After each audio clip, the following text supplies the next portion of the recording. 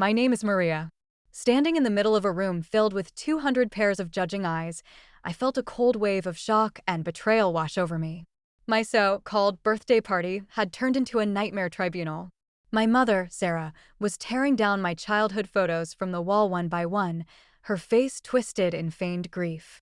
My father, Robert, stood up, holding a thick stack of papers, and read out a bill for $400,000, claiming every cent was wasted on raising me. My younger sister, Lily, snatched my car keys from my hand with a triumphant smile, saying Dad had already transferred the title to her. How did I end up in this situation? Let me take you back to the beginning. I grew up in the Thompson family. My father, Robert, was a successful stockbroker, always chasing after the next big deal and measuring success by the size of his bank account. My mother, Sarah, was a former beauty pageant queen who now dedicated her life to socializing and maintaining a perfect image. Lily, 5 years younger than me, was the apple of my parents' eyes. She was beautiful, charming, and could do no wrong in their sight. I remember when I got a full-ride scholarship to a top-tier medical school. I was so excited, imagining my parents' proud faces in the audience. But they were nowhere to be found because Lily had a modeling audition that day. My mother later said it was more important, not even bothering to look up from her makeup mirror. When I graduated at the top of my class, my mother just sighed and said, "If only you were as good at networking as Lily, your father could use your help in his business." It didn't matter that Lily had dropped out of business school after a year, or that I was saving lives in the ER while she was partying away our parents' money. In this family, love was a conditional thing. I learned to keep quiet, to shrink myself, just to keep the peace.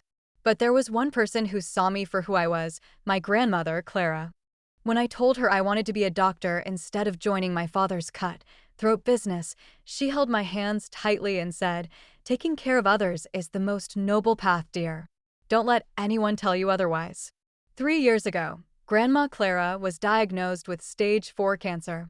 The doctors gave her a year or two at most. My parents talked about hiring a full-time nurse, and Lily suggested a nursing home, saying it would be less of a hassle. But I couldn't bear the thought of leaving her alone.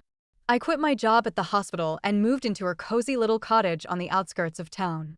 For the next 3 years, I took care of her day and night, measuring her medications, holding her hand through the painful nights, and reading to her when sleep eluded her. Lily visited twice in those 3 years, and my parents came once a month, staying for just half an hour, always with an excuse about work or a social event. Grandma Clara passed away 6 months ago in her sleep, with my hand in hers. At the funeral, my mother pulled me aside and sneered, "Don't act like you sacrificed so much. She didn't leave you anything." Little did she know how wrong she was. 1 week before my birthday, I was finishing a double shift at the hospital when Lily called me. Her voice was overly sweet, asking if I'd received any mail from a lawyer regarding Grandma's estate.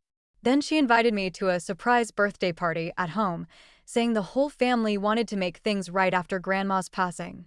I was stunned. In 35 years, my family had never thrown me a birthday party. A glimmer of hope flickered in my heart, but my best friend and coworker, Tom, was skeptical. He reminded me that people don't change overnight, but I waved him off, desperate to believe in the possibility of a reconciled family. 3 days before the party, I ran into Aunt May at the supermarket. Aunt May was my mother's younger sister, the black sheep of the family because she always spoke her mind. She pulled me aside and whispered that Lily was in deep trouble. She and her boyfriend had invested all their money in a risky tech startup and lost almost $200,000. My parents were frantic, trying to find a way to bail her out. And they were planning something related to Grandma's estate. That night, I checked my mailbox for the first time in weeks. Buried beneath junk mail was an envelope from the law offices of Mr. Henry Green.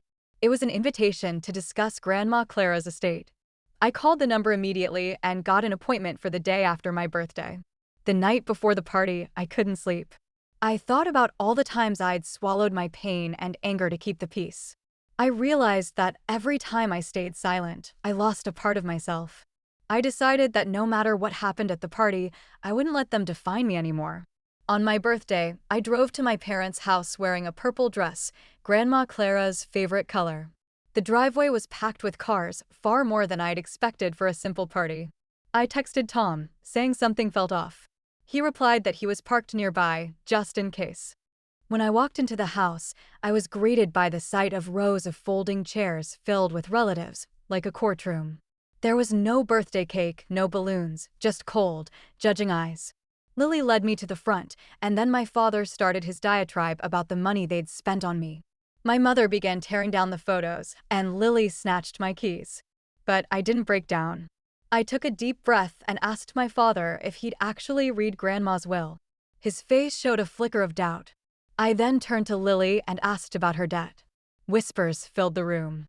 My mother tried to deflect, saying it was about my selfishness, but I stood my ground, telling them they were trying to take something that might not be theirs without even checking. I refused to sign the document they pushed in front of me. I knew I had nothing left to lose in this so-called family. I walked out of the door, with Tom waiting for me at the end of the block. In the following days, my phone was bombarded with calls and texts from my family, each one more desperate than the last. But I didn't answer. I went to see Mr. Green. He told me that Grandma Clara had left her house, worth about $650,000, solely to me. She'd included a clause in the will stating that if any family member tried to coerce me into giving up my inheritance, they would forfeit their claim to her remaining assets. My family's actions started to have consequences. My father's business partners began to distance themselves after hearing about what happened at my party. One of his biggest clients pulled out of a large contract, saying he didn't do business with people who treated families so poorly. My mother's social circle also fell apart. She was removed from a prestigious charity board she'd been a part of for years. Lily, on the other hand, was in even worse shape. She had to sell her house because of the debt. She and her boyfriend moved back in with my parents. My mother still blamed me, saying if I'd shared the inheritance, none of this would have happened. 2 weeks later, I got my car back. The legal process was straightforward since the title transfer was invalid. When I went to pick up the car, Lily handed me the keys with a defeated look on her face. 1 month later, I moved into Grandma Clara's house. I sent a message to my parents saying I didn't hate them, but I needed distance until they could have a genuine relationship with me, not based on money or obligation. In the months that followed, I built a new life. Tom came over every weekend, and Aunt May visited regularly. I realized that family isn't always about blood. It's about those who love and support you unconditionally. Standing on Grandma Clara's porch one evening, watching the sunset, I whispered, "I'm finally figuring it out, Grandma, just like you said I would."